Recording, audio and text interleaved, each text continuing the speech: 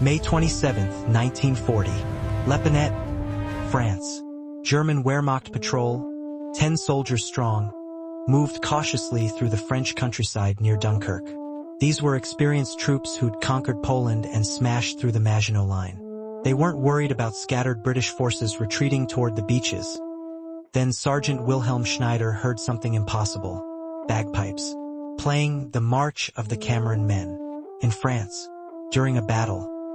Before Schneider could process this absurdity, he saw an officer standing in the open, 80 yards away, holding what appeared to be a medieval longbow. The officer drew the bow string back to his ear, took aim, and released. A 30-inch arrow with a 4-bladed broadhead tip traveled at 180 feet per second.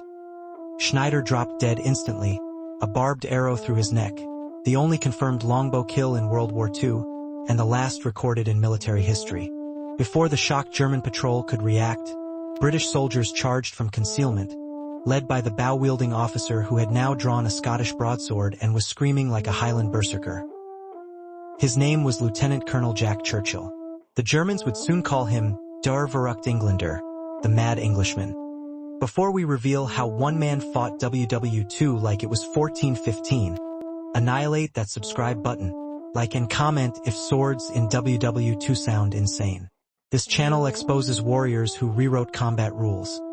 Now let me show you why German soldiers feared the British officer who brought medieval weapons to modern warfare. John Malcolm Thorpe Fleming Churchill was born on September 16, 1906, in Colombo, Ceylon, now Sri Lanka. His father was Alec Fleming Churchill, a civil engineer working in the British colonial administration.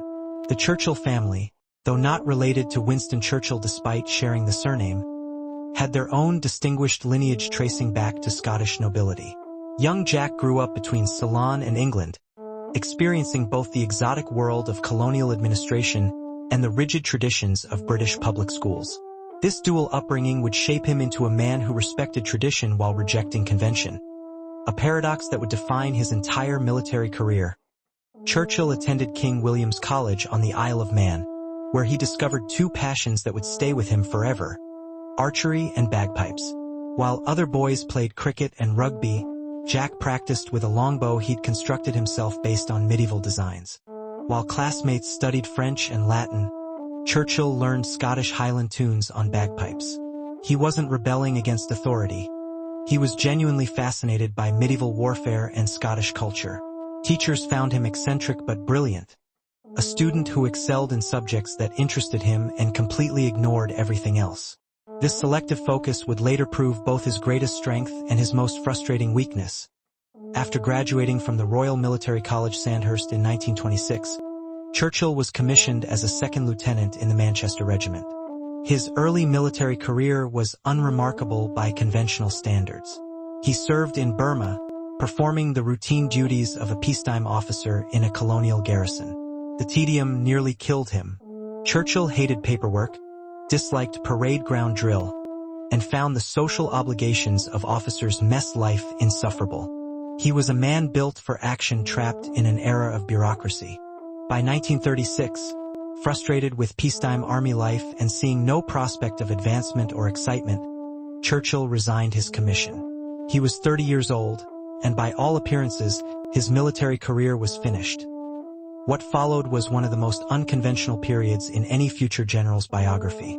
Churchill didn't seek another military position or enter business like most retired officers. Instead, he became an actor, a male model, and a professional archer. He appeared in films, including a role in The Thief of Baghdad, released in 1940, where his athletic build and striking features landed him work as an extra and stunt performer. He modeled for romance novel covers and adventure magazines.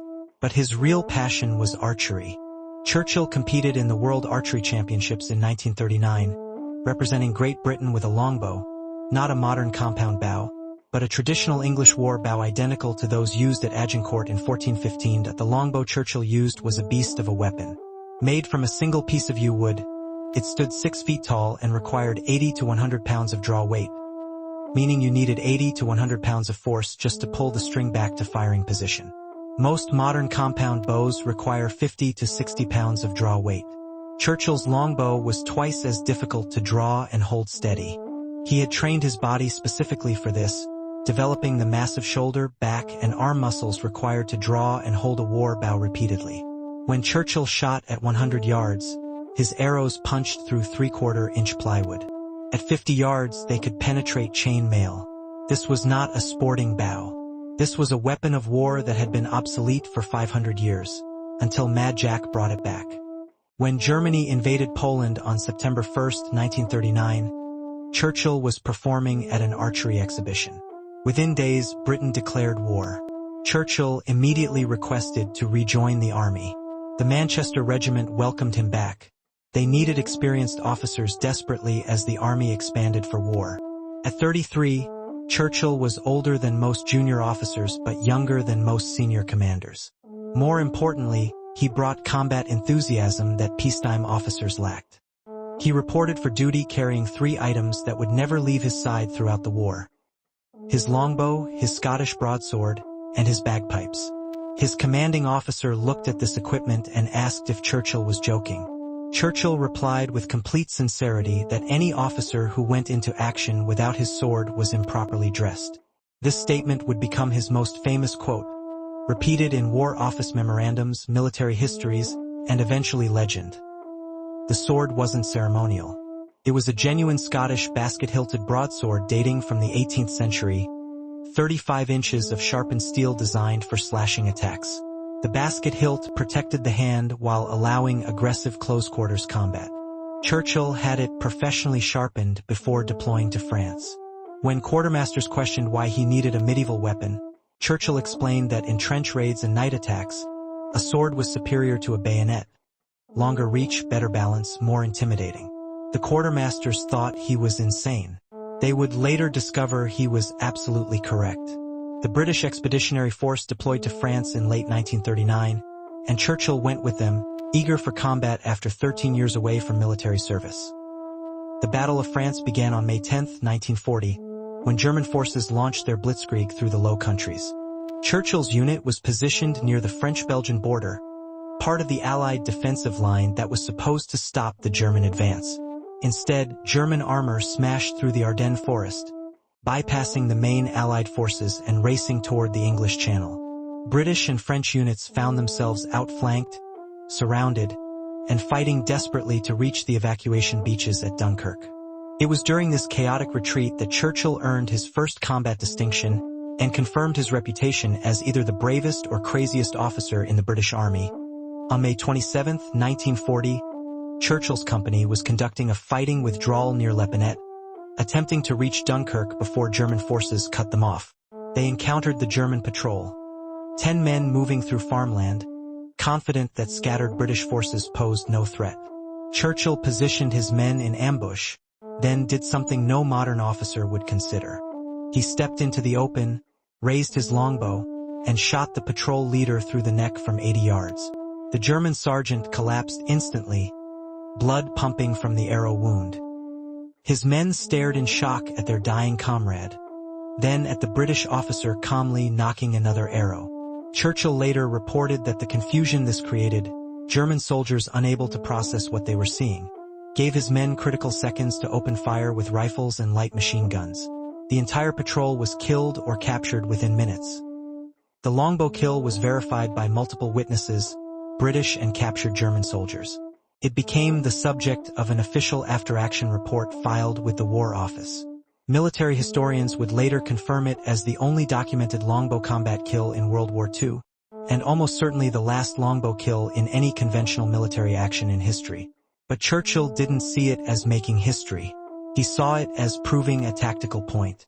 Silent, unexpected, causing confusion, the longbow was a psychological weapon as much as a physical one.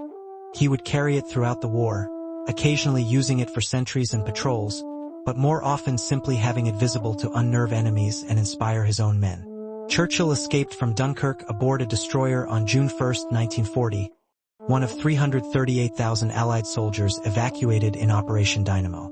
While many officers returned to Britain discouraged by defeat, Churchill was energized. He had finally experienced real combat after years of peacetime tedium. More importantly, He had proven his unconventional methods worked. The British Army was reorganizing and forming new units for offensive operations. Churchill volunteered immediately for the Commandos, Britain's new special forces units designed for raiding occupied Europe. The Commando concept emphasized aggression, initiative, unconventional tactics, and physical fitness, everything Churchill embodied. He was accepted into No. 3 Commando in 1941 and would eventually command No. 2 Commando, leading some of the most audacious operations of the war. Commando training was brutal by design, intended to produce soldiers capable of operating independently behind enemy lines. 20-mile forced marches carrying full equipment, beach landings in rough seas, close-quarters combat training with knives, bayonets, and improvised weapons, night navigation across unfamiliar terrain. Churchill excelled at all of it, but he added his own innovations. He taught his men silent approach techniques, including how to move through underbrush without sound, skills he'd learned stalking game in Ceylon and perfected through archery hunting. He insisted his commandos train with edged weapons extensively, arguing that ammunition could run out but a sharp blade never needed reloading.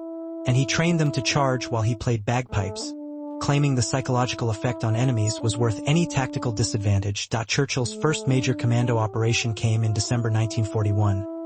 Operation Archery, a raid on German-occupied Vagsøy Island in Norway. The objective was to destroy fish oil factories the Germans were using, sink shipping, gather intelligence, and take prisoners for interrogation. Churchill led 3 troops ashore as part of a larger force attacking the town of South Vagsøy.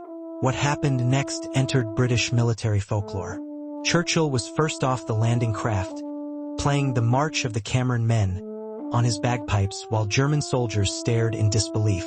He advanced up the beach still playing, then transitioned to his sword when Germans opened fire. British witnesses reported seeing Churchill charging German positions with his broadsword raised, screaming Highland war cries while bullets snapped past him. He personally killed or wounded several German defenders with the sword before securing the beachhead. The German defenders, many of them rear-echelon troops unaccustomed to combat, panicked completely. Some later said they thought the British had sent madmen or criminals to attack them. Soldiers who played music under fire and attacked with swords couldn't be rational. One captured German soldier told interrogators he was convinced the British officer with the sword was either drunk or insane, possibly both, and therefore too dangerous to resist.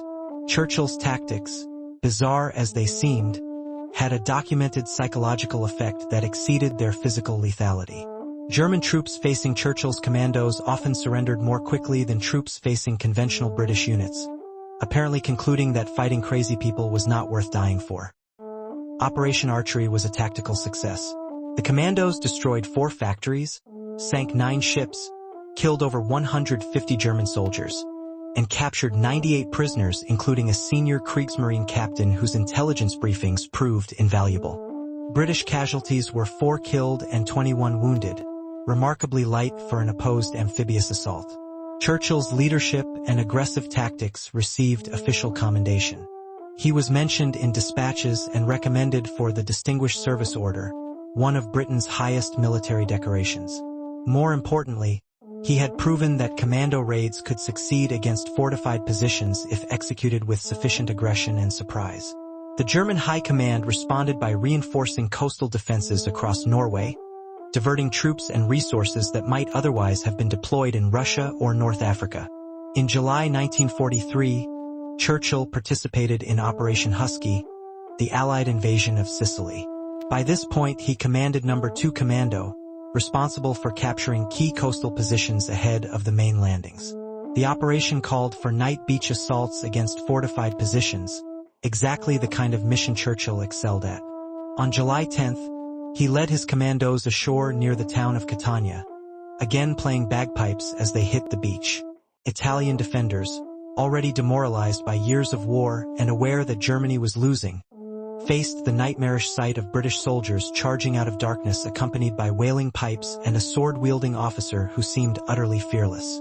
Many surrendered immediately. Those who resisted were overrun within minutes by commandos who fought with Churchill's trademark aggression. The real test came inland, where German forces had established defensive positions to contest the Allied advance. Churchill's commandos were tasked with capturing a series of fortified farmhouses and villages that controlled the roads toward Catania. On the night of July 12th, Churchill personally led an attack on a German position that military analysts had estimated would require a full infantry battalion with artillery support to capture. Churchill had 50 commandos, no artillery, and his sword. He ordered a silent approach through olive groves, positioning his men within 30 yards of German trenches before launching the assault. Churchill led the charge himself, sword drawn, screaming to create maximum confusion. The surprise was complete. German soldiers, awakened from sleep by bagpipes and seeing attackers wielding medieval weapons in the moonlight, panicked. Most threw down their weapons and surrendered. Churchill personally captured 42 German soldiers that night using only his sword and one corporal as backup. The capture of 42 enemy soldiers by 2 men armed primarily with a sword sounds like propaganda, but it was verified by multiple sources including the German prisoners themselves during interrogation. The full account appears in Churchill's official commendation for the Military Cross. What made it possible was the psychological shock. The German soldiers were infantry, not elite troops, positioned in what they believed was a secure rear area. They expected conventional attacks with warnings, artillery preparation, visible troop movements, daylight assaults. Instead, they got silence followed by chaos, darkness, bagpipes, and a British officer threatening them with a sword while speaking fluent German. Many Germans later said they surrendered because they couldn't understand what was happening and concluded that cooperating with madmen was safer than resisting them. Churchill's fluency in German, learned during his travels in Europe before the war, proved invaluable during commando operations. He could interrogate prisoners immediately on the battlefield, extracting tactical intelligence before German forces could adjust their defenses. He could also shout orders in German during night raids, creating confusion among enemy forces who couldn't tell if the voices they heard were friendly or hostile. On several occasions, Churchill successfully impersonated German officers over field telephones, gathering intelligence or issuing false orders that disrupted enemy operations. His combination of linguistic skill, tactical innovation, and sheer audacity made him one of the most effective commando leaders in the British forces. But Sicily also showed Churchill's weaknesses. His aggressive tactics, while successful, resulted in higher casualties among his commandos than other units experienced.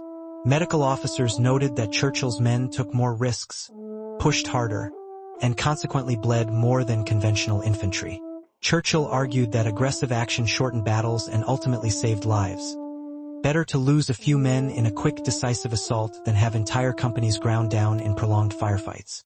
His superiors weren't entirely convinced. They recognized Churchill's tactical brilliance but worried that his methods weren't sustainable for long campaigns. This tension between Churchill's results and his methods would eventually lead to his most controversial assignment, and his capture. In September 1943, Churchill and his commandos were sent to Yugoslavia to support Tito's partisan forces fighting German occupation. This mission, Operation Flounced, involved landing on the island of Brac and later moving to the mainland near the town of Kamiza. The objective was to coordinate partisan attacks with Allied strategy and gather intelligence on German dispositions.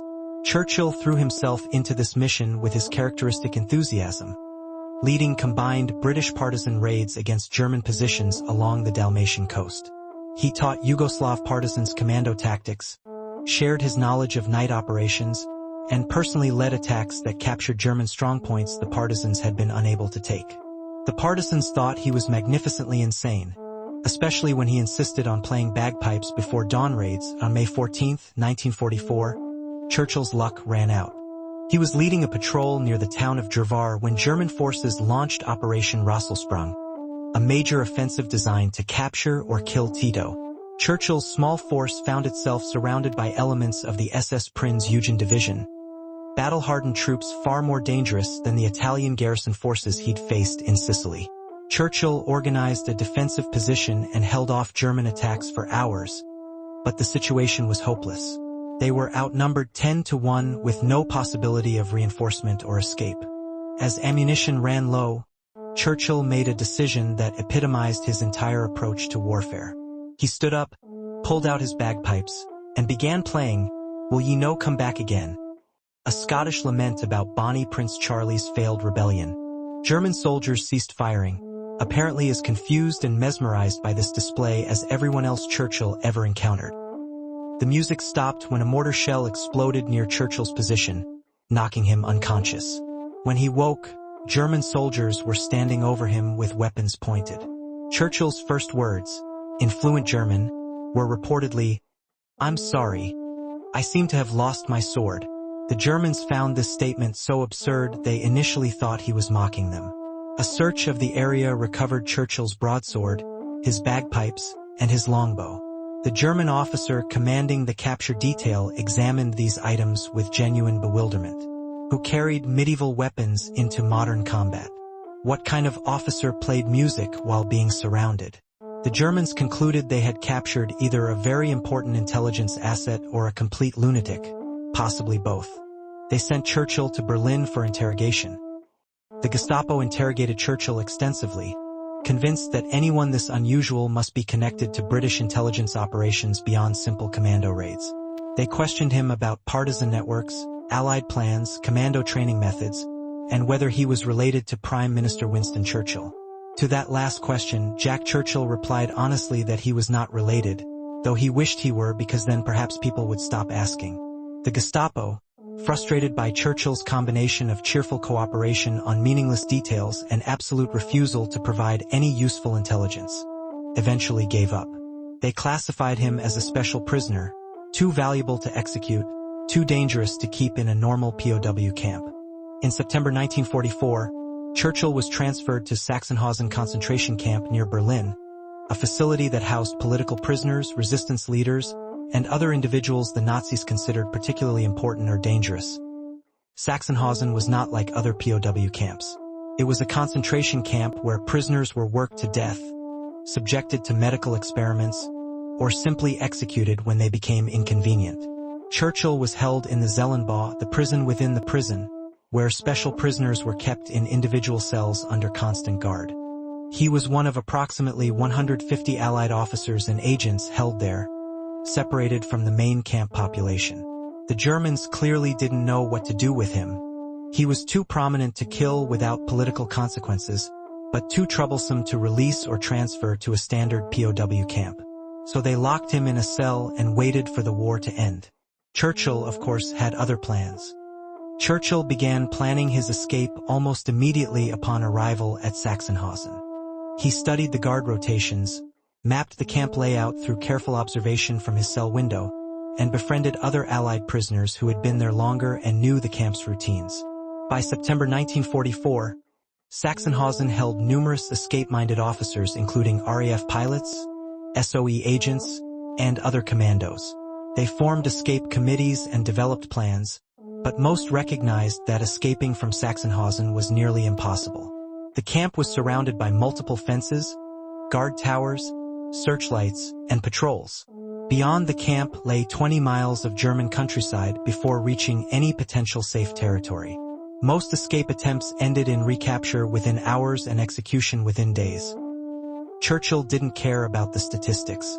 On September 23, 1944, he and a RAF squadron leader named Godwin attempted escape during an air raid when guards were distracted. They had noticed that during bombing raids on nearby Berlin, the camp's electrical systems sometimes failed temporarily, darkening the searchlights. They waited for the next raid, then used that brief darkness to scale a wire fence using improvised tools. They got over the fence and ran through the woods surrounding the camp. For 2 days they moved east, navigating by stars, avoiding roads and villages, living on stolen vegetables from farm fields. They covered approximately 20 miles, reaching the coastal area near Rostock. Churchill's plan was to steal a boat and sail across the Baltic Sea to neutral Sweden, a distance of roughly 100 miles. It was an insane plan with minimal chance of success, which was probably why Churchill thought it would work. They never reached the coast. German police, alerted to the escape, had established checkpoints on all roads leading to coastal areas. On September 25th, Churchill and Godwin were spotted by a police patrol near the village of Rostock. They ran but were quickly surrounded and recaptured. Under normal circumstances, Recaptured escapees from Sachsenhausen were executed immediately as examples to other prisoners. Churchill and Godwin expected to be shot. Instead, they were returned to the camp and placed in solitary confinement. The Germans still didn't want to execute British officers who might prove valuable as hostages in negotiations. Churchill spent the next 3 months in solitary, a cell measuring roughly 6 feet by 9 feet, with minimal food and no contact with other prisoners. Most men would have been broken by this treatment. Churchill spent the time doing physical exercises to maintain fitness and mentally planning his next escape attempt in April 1945. As Soviet forces approached Berlin from the east and Allied forces advanced from the west, the SS began evacuating Sachsenhausen. They couldn't allow prisoners to be liberated and tell the world what had happened in the camp. On April 21st, approximately 33,000 prisoners, including Churchill, were force-marched northwest toward the Baltic coast. The SS guards planned to load prisoners onto ships and scuttle them at sea, eliminating all witnesses. The march became a death march. Prisoners too weak to continue were shot on the roadside. Thousands died from exhaustion, starvation, or execution. The SS guards, increasingly desperate as German collapse became inevitable, became more brutal. This was Churchill's opportunity. On April 24th, during confusion as the column passed through a forest, Churchill simply walked away from the march and hid in the underbrush. Guards were too focused on the main column to notice one prisoner missing. When the column moved on, Churchill emerged and began walking west toward Allied lines. For the next several days, Churchill moved through German territory that was collapsing into chaos. Military units were retreating. Civilians were fleeing. Infrastructure was breaking down. He avoided German forces, stole civilian clothes to replace his prison uniform, and survived on food scavenged from abandoned farms. On April 30th, near the village of Klutz, approximately 10 miles from the Baltic coast, Churchill encountered American forces from the 82nd Airborne Division advancing into northern Germany. The American soldiers initially thought he was a German civilian trying to surrender. Churchill's appearance, emaciated from months of imprisonment, dressed in stolen clothing, speaking English with a British accent, confused them completely. He had to convince them he was a British officer through extensive questioning before they believed him. Churchill was evacuated to Britain in early May 1945, just as the war in Europe ended. He had survived 5 years of combat, including some of the most dangerous commando operations of the war, capture by the SS, imprisonment in Sachsenhausen concentration camp, a death march, and escape through collapsing Germany. Most officers would have been content to accept medals, write memoirs, and retire. Churchill was furious.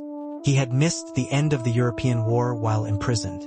When he learned that Japan was still fighting in the Pacific, he immediately volunteered for transfer to Southeast Asia. He wanted back in the war. The British Army somewhat reluctantly agreed. They assigned Churchill to command a brigade in Burma, where British and Commonwealth forces were fighting to recapture territory from Japanese occupation. Churchill arrived in Burma in August 1945, ready to lead his brigade into combat against Japanese forces. He had exactly 1 day to prepare. On August 15th, Japan surrendered following the atomic bombings of Hiroshima and Nagasaki. World War II was over. Churchill's reaction became one of his most famous quotes. "If it wasn't for those damn Yanks, we could have kept the war going another 10 years. He was joking mostly, but the sentiment was genuine. Churchill thrived in combat. He had found his calling in war and was genuinely disappointed that peace had arrived before he could fight Japan. His superiors found this attitude both amusing and slightly disturbing. They reassigned him to staff positions in the post-war British Army, hoping peacetime duties would calm him down. They were wrong. Churchill couldn't adjust to peacetime military service any better in 1945 than he had in 1936. He hated paperwork, disliked administrative duties, and found the post-war British Army stifling. In 1946, he was sent to Palestine as part of British forces attempting to manage the violent conflict between Jewish and Arab populations in the Mandate territory. Churchill commanded the Highland Light Infantry Regiment, enforcing martial law in an increasingly violent environment. He approached counterinsurgency operations with his characteristic aggression. leading raids personally and implementing tactics that drew both praise for effectiveness and criticism for ruthlessness. By 1948, as Palestine descended into full-scale civil war preceding British withdrawal and Israeli independence, Churchill had grown disgusted with the political constraints on military operations. He requested transfer. The British Army sent Churchill to Australia in 1950 as an instructor at the Land Air Warfare School. Here, finally, was an assignment that suited him. Churchill spent the next few years teaching the next generation of officers about commando tactics, unconventional warfare, and amphibious operations. He taught from experience, regaling students with stories from Norway, Sicily, and Yugoslavia. He demonstrated sword techniques, though by this point he was 44 years old and no longer as physically capable as during the war. He taught that aggression, surprise, and psychological warfare often mattered more than firepower and numbers. His students found him eccentric, brilliant, and utterly captivating. Here was a living legend who had actually done the things other officers only talked about. Churchill loved teaching because it allowed him to share knowledge without dealing with bureaucracy. In 1952, Churchill attempted to add one more adventure to his already incredible biography. He tried to surf the tidal bore on the River Severn in England, a wave phenomenon that occurs when tidal water surges up the river against the current. The Severn bore creates waves up to 6 feet high that can travel for miles upstream. Churchill, who had become an enthusiastic surfer during his time in Australia, wanted to see if it was possible to ride the bore. He paddled out into the river with a surfboard and attempted to catch the wave. He succeeded, becoming one of the first people ever recorded surfing the Severn bore. The fact that he did this at age 46, after surviving World War II, Sachsenhausen, and multiple combat wounds, perfectly summarized Jack Churchill's approach to life. If something seemed impossible or dangerous, that was exactly why he wanted to try it. Churchill retired from the British Army in 1959 with the rank of lieutenant colonel, having served through 2 world wars and numerous smaller conflicts. His decorations included the Distinguished Service Order, the Military Cross with Bar, and campaign medals from multiple nations including Yugoslavia, where Tito personally awarded him a commendation for his service with the partisans. His official military record was impressive by any standard. His unofficial reputation was legendary. Fellow officers described him as the bravest man they had ever met. His men described him as inspiring if slightly terrifying. German veterans who had encountered him described him as unforgettable. A British officer who seemed to have stepped out of history into the modern age in retirement. Churchill didn't slow down. He took up remote-controlled model boats as a hobby, became an expert radio-controlled aircraft enthusiast, and continued surfing well into his 60s. He maintained his archery skills, practicing regularly with the same longbow he had carried in World War II. The British War Museum requested the bow, the sword, and the bagpipes for their collection, recognizing these items as historically significant artifacts. Churchill politely declined, explaining that he still used them. He occasionally gave lectures about commando operations, always emphasizing that unconventional thinking and aggressive action could overcome superior numbers and firepower. His lectures drew large audiences, particularly among younger military officers who found his stories both educational and entertaining. Churchill lived to see the Cold War, the Falklands War, and dramatic changes in military technology and doctrine. He watched as warfare evolved beyond anything he had experienced. Modern soldiers carried assault rifles, night vision equipment, and radio communications that would have seemed like science fiction in 1940. Yet Churchill argued that fundamentals remained unchanged. Courage, leadership, surprise, and aggression still mattered more than technology. He noted that special forces units around the world still practiced the commando tactics he had helped develop: amphibious raids, night operations, silent approaches, and psychological warfare. The methods had been refined and modernized, but the core principles remained the same ones he had employed with No. 2 Commando. On March 8, 1996, Lieutenant Colonel John Malcolm Thorpe Fleming Churchill died at age 89 in Surrey, England. His obituary in the Times described him as a man who fought the last war with the weapons of the one before it. The New York Times called him perhaps the most remarkable soldier of the Second World War. Military historians recognized him as one of the most innovative commando leaders Britain had produced. But perhaps the best tribute came from German veterans who had faced him.